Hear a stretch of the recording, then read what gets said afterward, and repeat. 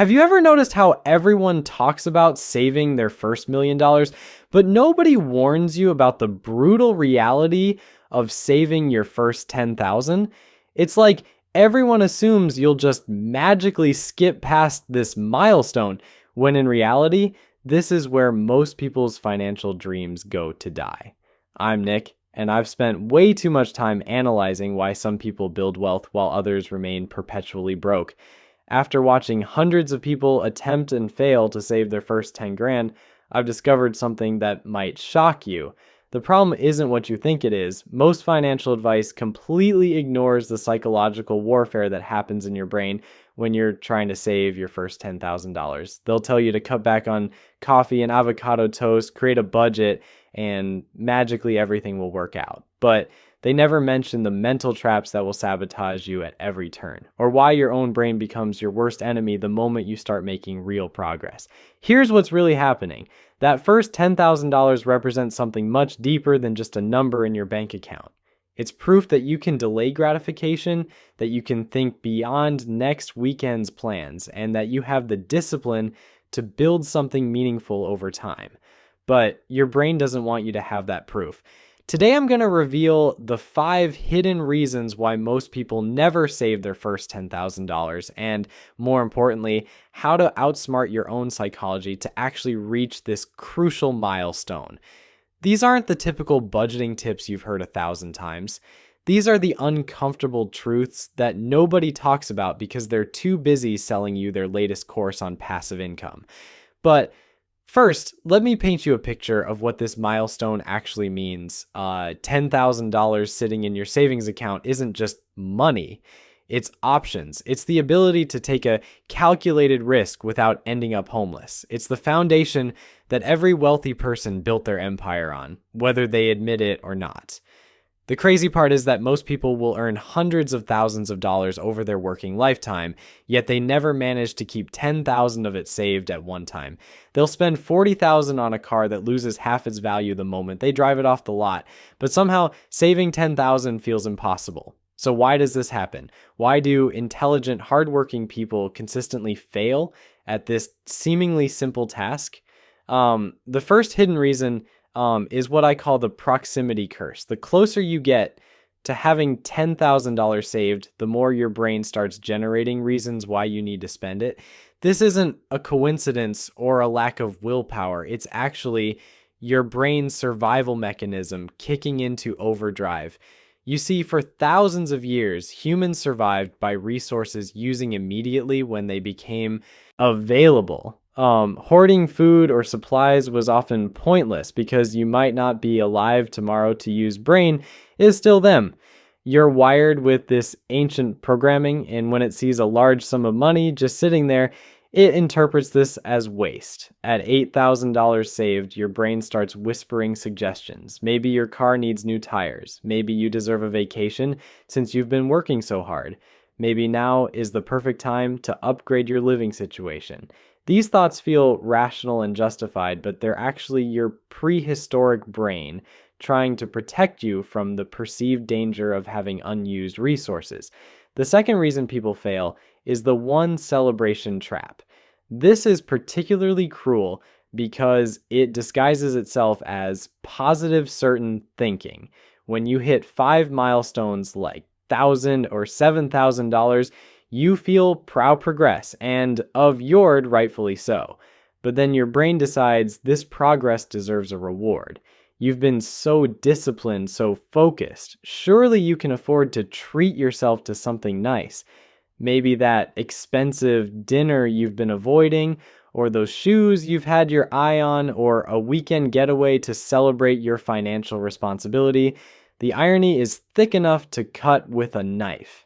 This celebration spending typically happens right when momentum is building, effectively resetting your progress and forcing you to start over. It's like training for a marathon and then deciding to reward yourself with a week of junk food and no exercise right before the race.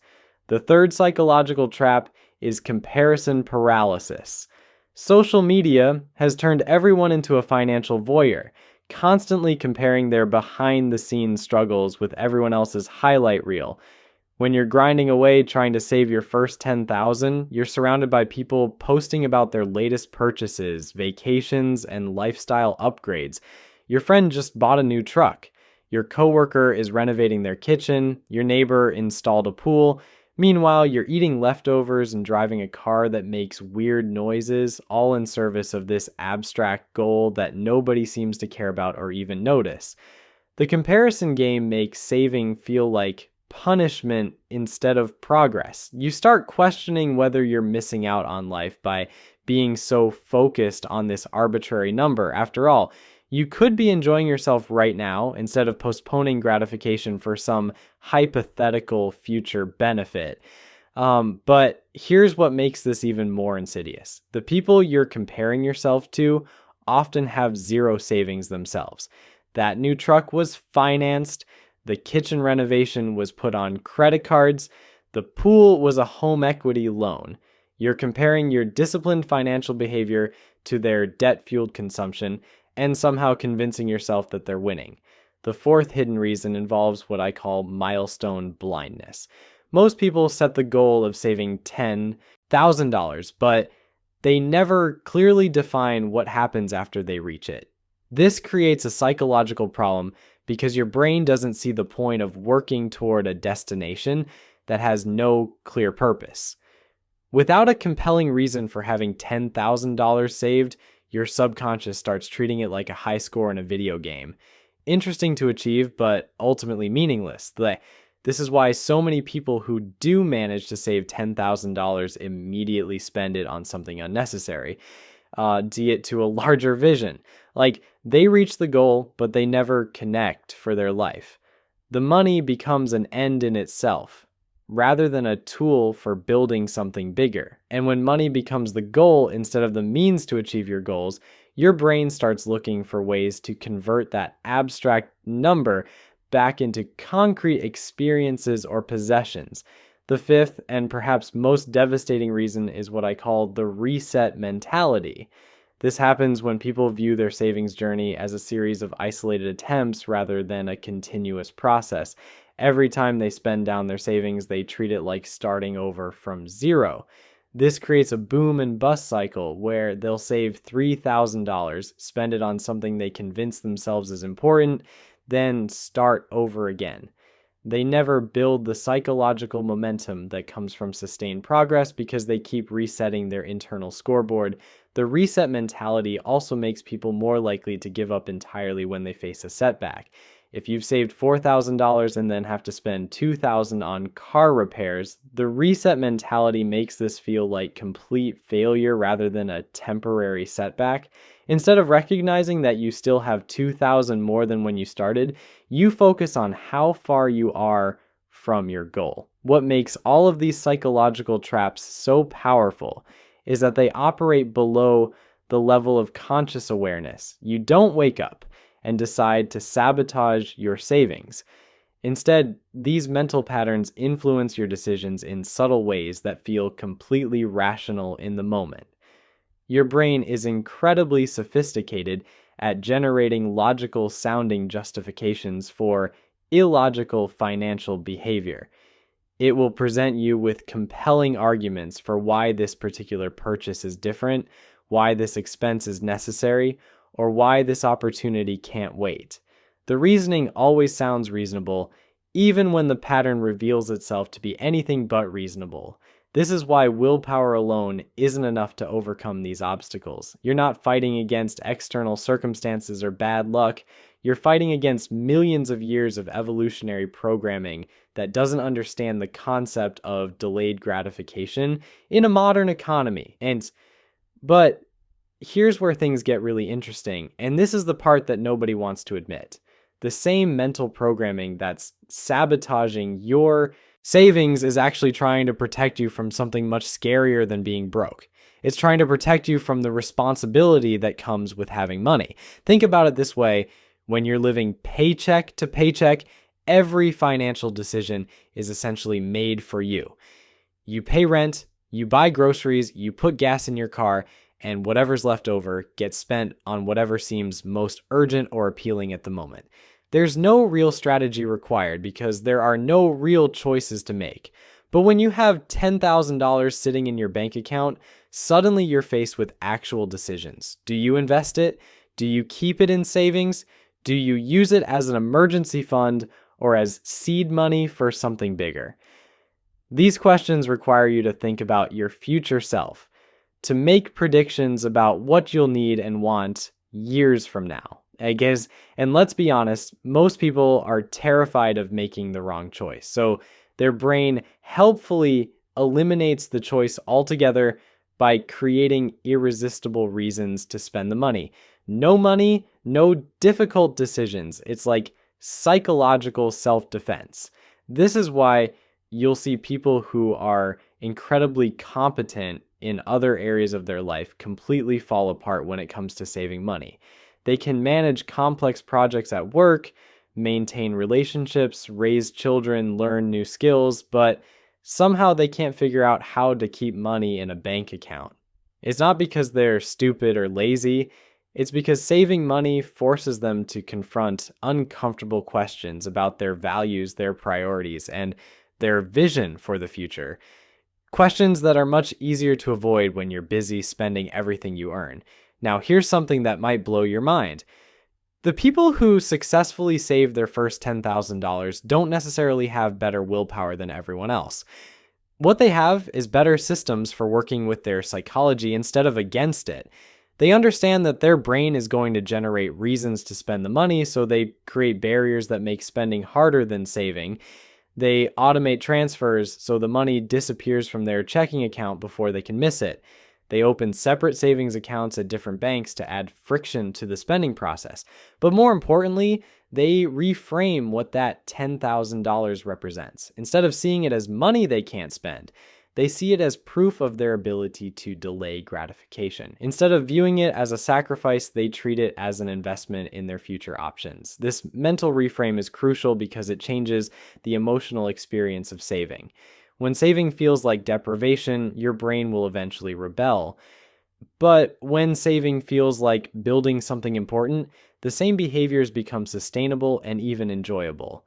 The successful savers also understand that the journey to $10,000 is actually more valuable than the destination.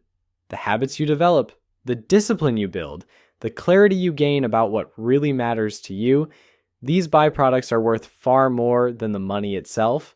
Because here's what happens once you prove to yourself that you can save $10,000. The next $10,000 becomes exponentially easier. Not because your circumstances change, but because your identity changes. You go from being someone who tries to save money to being someone who does save money. And this identity shift affects every other decision you make. You start naturally gravitating toward choices that align with your new identity as someone who builds wealth rather than someone who spends everything they earn. But let's address the elephant in the room. You're probably thinking that $10,000 doesn't buy what it used to, and you're absolutely right. Inflation has made this milestone less impressive than it was 20 years ago. But that's exactly why it's become such a powerful psychological test. In a world where $10,000 might not even cover a decent used car, choosing to save this amount requires you to think differently than most people. It requires you to prioritize abstract future benefits over immediate concrete pleasures. It requires you to bet on your future self in a way that most people simply won't do. The people who can't save $10,000 often use this inflation argument as justification for their spending. They'll say things like, "What's the point of saving $10,000 when that won't even buy a car?" But this completely misses the point.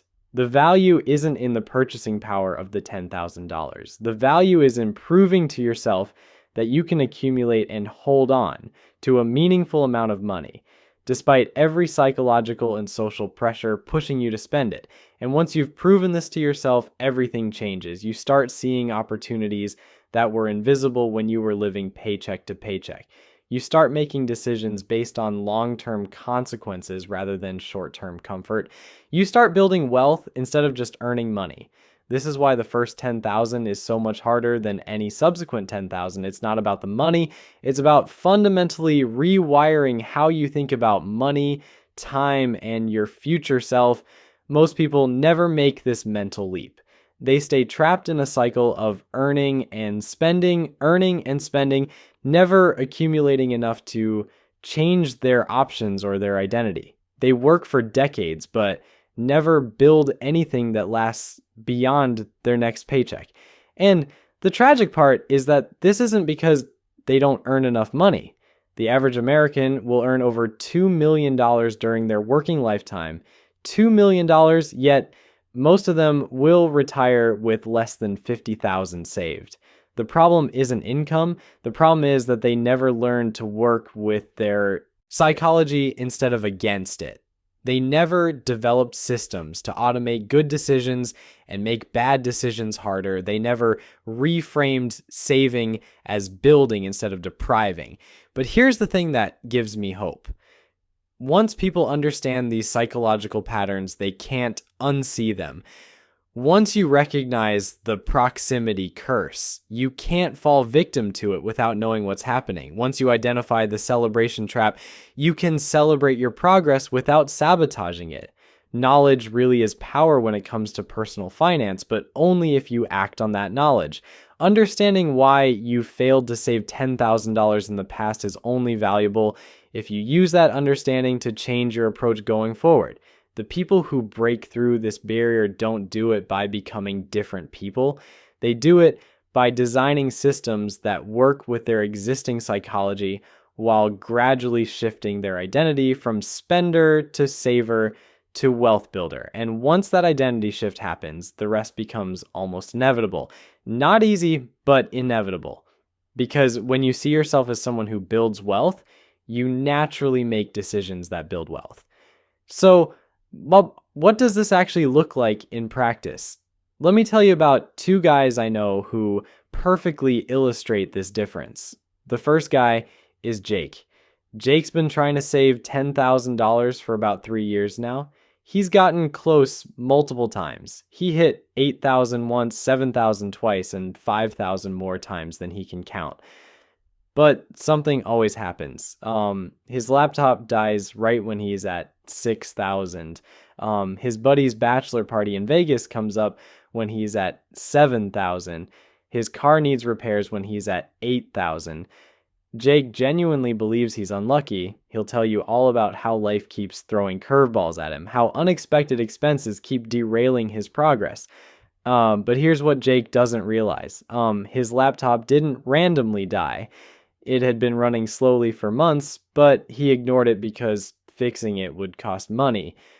His buddy's bachelor party wasn't a surprise. It was planned 6, but months in advance. Jake didn't save for it separately because that felt like too much planning. Jake treats his savings account like a checking account with a higher balance. Every time something comes up, he dips into it because that money is just sitting there doing nothing. In his mind, he's being responsible by using his savings for legitimate expenses instead of going into debt. But what Jake doesn't understand is that he's caught in the reset mentality trap. Every time he spends his savings, he tells himself he'll just build it back up again. No big deal. He's done it before. He'll do it again. I guess, except each reset gets a little harder because the disappointment accumulates, even if he doesn't consciously acknowledge it. Now, let me tell you about Marcus. Marcus saved his first $10,000 in 18 months, and he's never touched it since. Not because he hasn't had expenses come up. His laptop died too. His friends had expensive social events. His car needed repairs, but Marcus approached the whole thing differently from day one. When Marcus decided to save $10,000, he also decided what that money was for. It wasn't just an arbitrary goal or a general emergency fund. That $10,000 was his freedom fund. The money that would give him options if he wanted to quit his job, start a business, or take a calculated risk. He gave it a specific purpose that was more compelling than any short-term expense. But more importantly, Marcus set up what he called his buffer system. He had his $10,000 goal, but he also maintained a separate, smaller emergency fund for actual emergencies. When his laptop died, he used the emergency fund and then focused on rebuilding that buffer before adding more to his main savings goal. This might sound like the same thing, but psychologically, it's completely different. Jake saw one pot of money that could be used for anything important. Marcus saw two separate systems with different purposes. One was for building his future. The other was for handling life's inevitable surprises. Yeah, the difference in their results wasn't about income, willpower, or luck. It was about understanding how their own brains worked and designing systems accordingly. Here's what most people don't realize about that $10,000 milestone.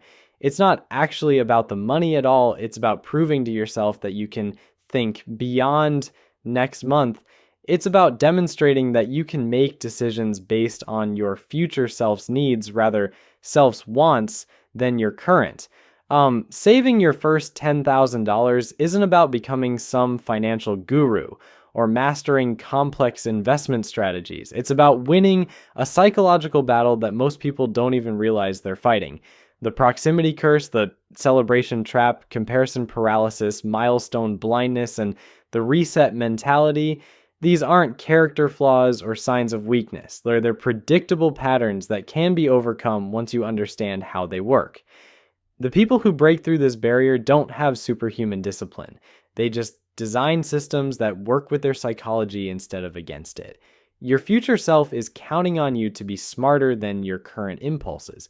The question isn't whether you can save $10,000. The question is whether you're ready to become the kind of person who does.